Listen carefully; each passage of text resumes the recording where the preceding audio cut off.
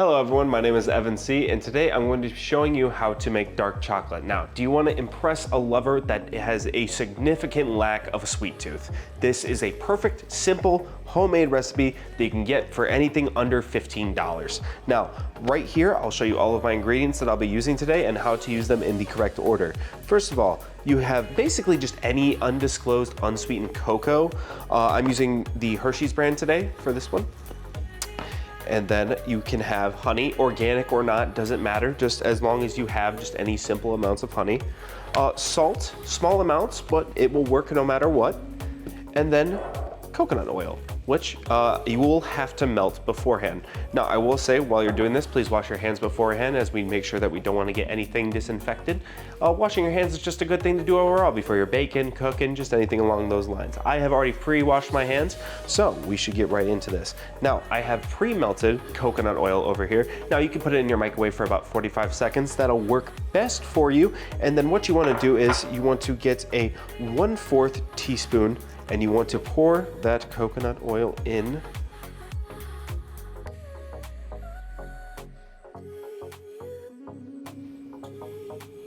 Oh, that's the perfect amount. I'm a genius. And once you get the coconut oil in there, the first thing you can do is you can pour it into your bowl. That is 1 out of basically 4 steps done. So you're already ahead of the rest of everyone else.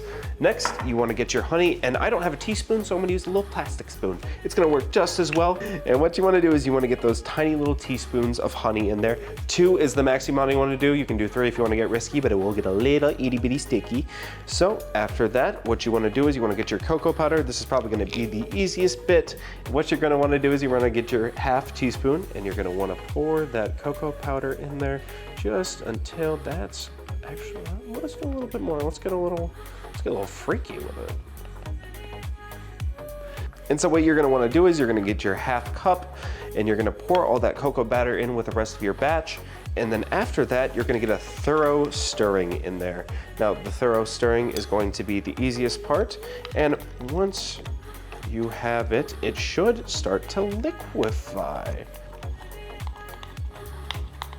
And once all of that starts to mix together, this is going to be one of your last things that you're gonna wanna do. Stirring is gonna take a little bit. You gotta be a little patient with it. I'm telling you right now, it's not gonna be the easiest thing for some of you impatient people out there, but it is a little fun activity. It's a nice little intro into baking, I would say. There's a lot of things that you can do. Milk chocolate is also a good one. White chocolate is also great. You can even put some berries in there. It's a really fun, baking is just really fun overall to do, and chocolate is super easy to make for super cheap. Now, what we're gonna wanna do next is just get a tiny bit of salt. You just wanna get a little bit of salt in there. Not too much, not too little. That's about perfect. I might have gotten a little bit much, but this is actually just gonna work out just as well. Now, so what we're gonna wanna do is, I wanna kind of lead that towards my fingies a little bit more. And I wanna scoop that all in. This is one of the reasons why you have to wash your hands. I would not recommend putting it in a teaspoon. The sprinkle effect works just as well, but my hands are still a little wet from washing them. So that salt is just gonna go in there. It's gonna sprinkle in there. All right, and then we're gonna wanna finish that mixture. And like I said, it's gonna take a little bit of patience. It's not gonna take up your entire day, but it's gonna take up a quick 5 minutes. And once we get to that, you should be having this nice brown color to it. This nice like milky-ish brown to it, even though it is dark chocolate. And this is what your final outcome should kind of look like when it comes to everything else. And you want that perfect amount, not too much, not too little. Keep stirring if you want to get the extra bits out of there.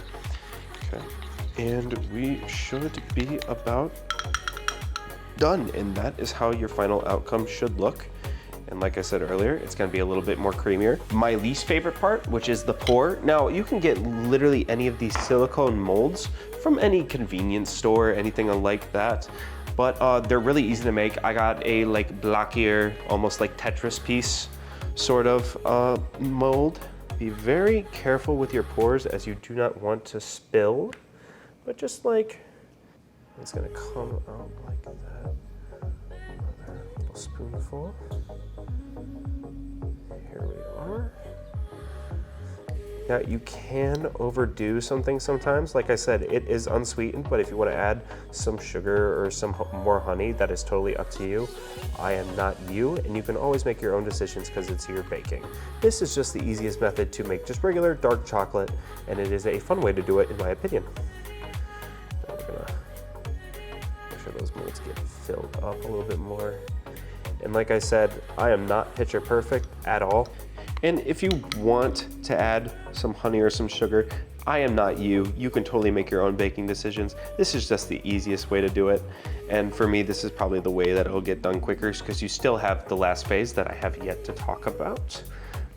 But I think I can scoop up just enough to fill the rest of these in.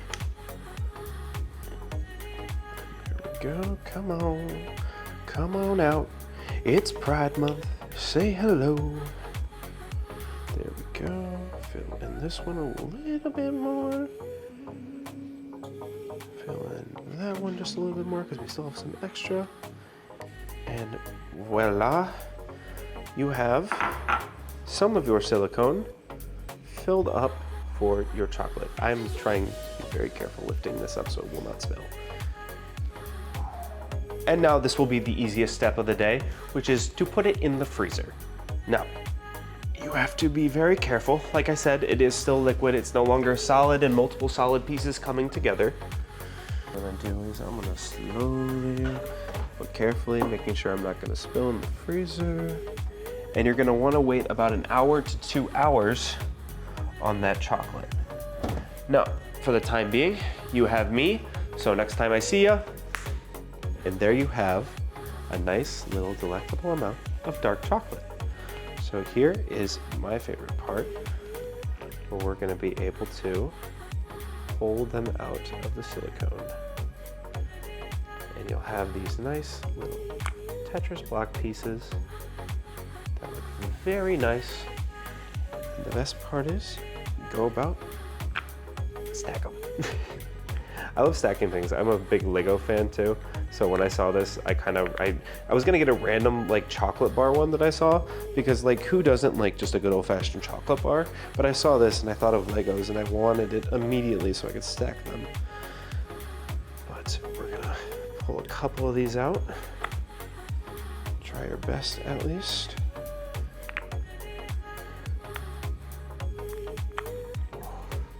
These came out really good. I'm really happy with this. Really nice. And I saved one just for me. That's really good. I'm really proud of myself. There's chocolate all over my fingers. But besides that, this came out really well. I'm very happy with this. I've done it before, of course. I'm not talking like out of my butt. Just saying that I've never done this before. This is like a new experience. I've done this many times. But this came out way better than I expected. The pieces look super nice and super chill, very calm, very Tetris-y, very Lego-y for you piece stackers out there. And I think that is it for me. Bye.